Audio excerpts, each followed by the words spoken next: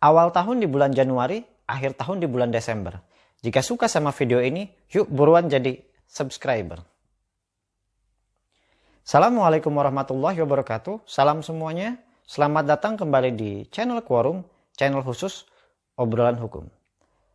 Oke, pada obrolan kali ini kita akan membahas hukum acara pidana secara umum.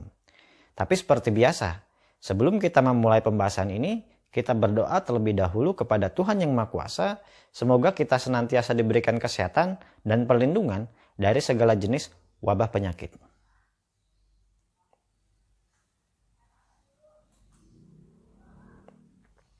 Hukum pidana. Hukum pidana adalah keseluruhan peraturan yang menentukan perbuatan yang dilarang yang termasuk dalam tindak pidana, serta menentukan hukuman apa yang dapat dijatuhkan terhadap yang melakukannya.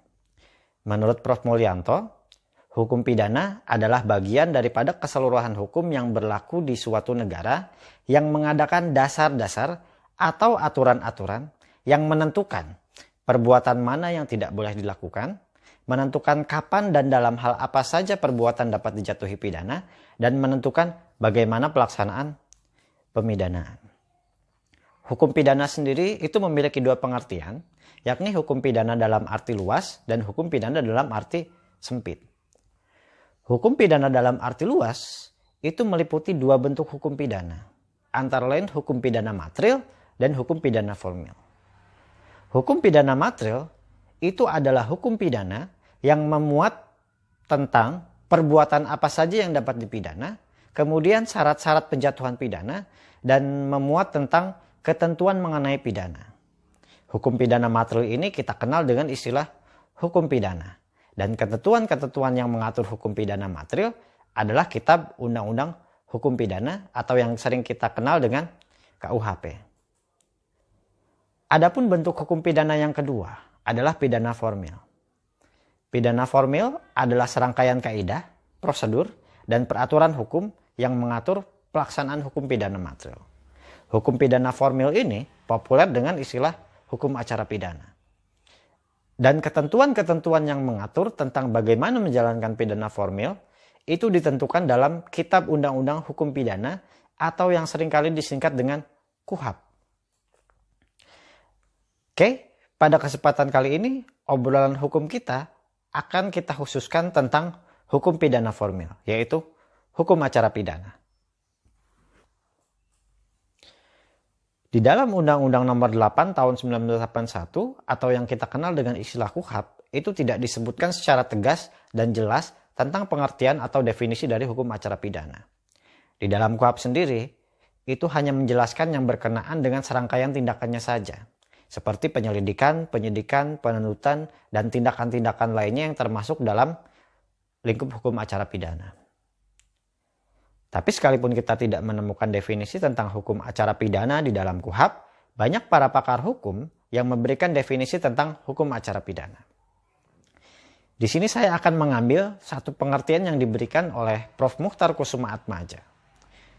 Menurut Prof. Muchtar Kusuma-Atmaja, hukum acara pidana adalah peraturan pidana yang mengatur bagaimana cara mempertahankan berlakunya hukum pidana material. Dan hukum pidana formil ini berbicara tentang bagaimana cara memproses, menghukum, atau tidak menghukum seseorang yang dituduh melakukan suatu tindak pidana. Maka berdasarkan pengertian tersebut, secara singkat bisa diartikan bahwa hukum acara pidana adalah hukum yang mengatur tentang tata cara bagaimana melaksanakan ketentuan-ketentuan yang ada pada hukum pidana. Berbicara mengenai hukum acara pidana, tentu kita juga tidak lepas terkait dengan tahapan-tahapan yang ada di dalamnya. Adapun tahapan-tahapan yang ada dalam hukum acara pidana, secara garis besar itu meliputi tahapan pendahuluan, tahapan penuntutan, dan tahapan pemeriksaan dan putusan pengadilan. Kita berbicara mengenai tahapan yang pertama dulu, yaitu tahapan pendahuluan. Di dalam tahapan pendahuluan, ini meliputi antara lain penyelidikan, penyidikan, penangkapan, penahanan, penggeledahan, dan penyitaan. Kemudian untuk tahapan yang kedua, yaitu tahapan penuntutan, itu terdiri dari prapenuntutan dan penuntutan, dan di penuntutan ini itu nanti hingga dibuatnya suatu surat dakwaan oleh jaksa penuntut umum guna pemeriksaan di pengadilan. Dan untuk tahapan yang terakhir dari prosedur beracara pidana adalah tahapan pemeriksaan dan putusan pengadilan. Pada tahapan ini meliputi pra-peradilan, pemeriksaan di pengadilan, dan yang terakhir adalah pembacaan putusan hakim atau vonis. Untuk tahapan pra-peradilan di Indonesia sendiri bukan merupakan pemeriksaan pendahuluan yang sifatnya wajib dilakukan dalam tahap pemeriksaan di persidangan. Untuk secara lengkapnya bisa dilihat di video yang mengulas secara khusus tentang pra-peradilan yang ada di Indonesia. Oke. Kemudian berdasarkan fungsinya, setidaknya hukum acara pidana itu memiliki dua fungsi. Yang pertama fungsi represif, yang kedua fungsi preventif. Fungsi represif secara bahasa itu diartikan sebagai tindakan yang dilakukan setelah atau sesudah peristiwa terjadi. Jadi pada fungsi represif ini, hukum acara pidana difungsikan sebagai sarana dalam melaksanakan dan menegakkan hukum pidana kepada seseorang yang telah melakukan suatu tindak pidana. Artinya, jika ada perbuatan yang tergolong sebagai perbuatan pidana, maka perbuatan tersebut harus diproses agar ketentuan-ketentuan yang terdapat di dalam hukum pidana itu dapat diterapkan. Kemudian untuk fungsi yang kedua, yaitu fungsi preventif. Kata preventif itu dipahami sebagai pencegahan. Fungsi preventif pada hukum acara pidana yaitu fungsi yang dilakukan untuk mencegah sebuah tindak pidana sehingga diharapkan dapat mengurangi tingkat kejahatan.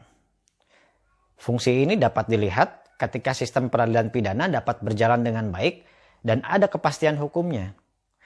Maka dengan fungsi ini, diharapkan seseorang akan berpikir ulang untuk melakukan tindak pidana dan mengurungkan niatnya untuk berbuat kejahatan.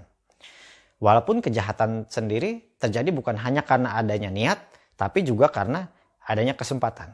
Jadi, waspadalah, waspadalah.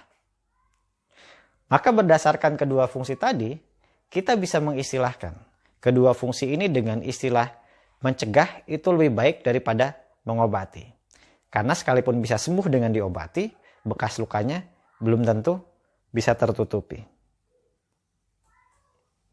Oke, jadi berdasarkan pengertian dan fungsi dari hukum acara pidana yang sudah kita uraikan tadi, kita bisa memahami tujuan dari hukum acara pidana itu sendiri antara lain meliputi 3 hal.